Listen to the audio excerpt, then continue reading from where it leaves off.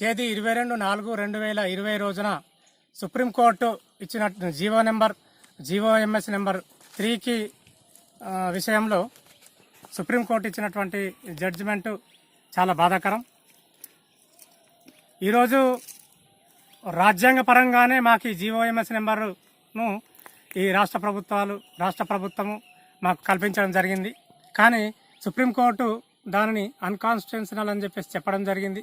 అదేవిధంగా ఇచ్చినటువంటి జడ్జిమెంట్లో క్వాలిటీ విద్య లేదని చెప్పేసి, అందుకని చెప్పేసి ఈ ఏదైతే ఫండమెంటల్ రైట్స్ ప్రకారము 50% గిరిజనేతరులకు కూడా ఇవ్వడం అని చెప్పేసి చెప్పడం జరిగింది.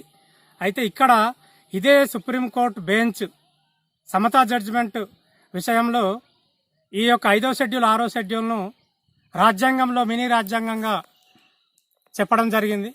మరి రాజ్యాంగంలో ఒక రాజ్యాంగంగా చెప్పినప్పుడు 5వ షెడ్యూల్లో ఉన్నటువంటి చట్టాలు కావచ్చు, 5వ షెడ్యూల్లో ఉన్నటువంటి హక్కులు, మిగతా ప్రొవిజన్స్ కావచ్చు, ఈ సమానత్వానికి కొంత భిన్నంగా ఉంటాయని చెప్పేసి చెప్పాల్సినటువంటి అవసరం ఈరోజు ఉన్నది. ఈరోజు ఈ ప్రభుత్వాలు 5వ షెడ్యూల్ను అనుసరించి జీవోలు జారీ చేసినప్పుడు ఆ జీవోలు ఆదివాసుల యొక్క అభివృద్ధి కొరకు కావచ్చు, ఏజెన్సీ ప్రాంతంలో వాళ్ళ యొక్క భాషలో, వాళ్ళ మాతృభాషలో వాళ్లకు విద్యను అందించేసి వాళ్ళలో చైతన్యం తీసుకురావడానికి కావచ్చు, సంక్షేమ ఫలాలు అక్కడ ఉన్నటువంటి ఆదివాసులకు అందించి వాళ్ళను అభివృద్ధి చేసే విధంగా ఈరోజు ప్రభుత్వాలు చేస్తున్నాయి. అయితే ఇక్కడ ఈ జడ్జిమెంట్ విషయానికి వచ్చినప్పుడు మన రాష్ట్ర ప్రభుత్వం మన తరపున పూర్తి వాదనలు సరిగ్గా లేదేమో అని చెప్పేసి మనకు కొంత అనుమానం కలుగుతున్నది. అందుకని చెప్పేసి ఈ జడ్జిమెంట్ విషయంలో రాష్ట్ర ప్రభుత్వం రివ్యూ పిటిషన్ వేయాలి.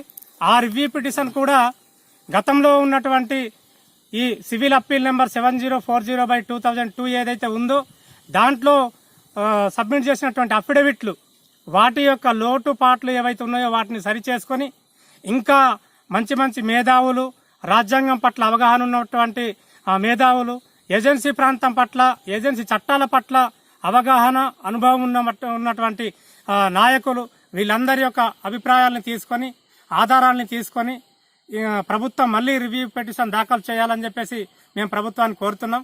ఇదే సందర్భంలో సుప్రీంకోర్టు జడ్జిమెంట్ ఇచ్చింది కాబట్టి దానికి ప్రత్యామ్నాయంగా ఈ ప్రాంతంలో ఉన్నటువంటి ఈ రిజర్వేషన్లు పోకుండా ప్రత్యేకంగా గవర్నర్ గారి ద్వారా ఒక ఆర్డినెన్స్ ను కూడా తీసుకొచ్చేటట్లుగా ప్రభుత్వం చూడాలని చెప్పేసి మీ ముఖంగా మేము ప్రభుత్వాన్ని కోరుతున్నాం.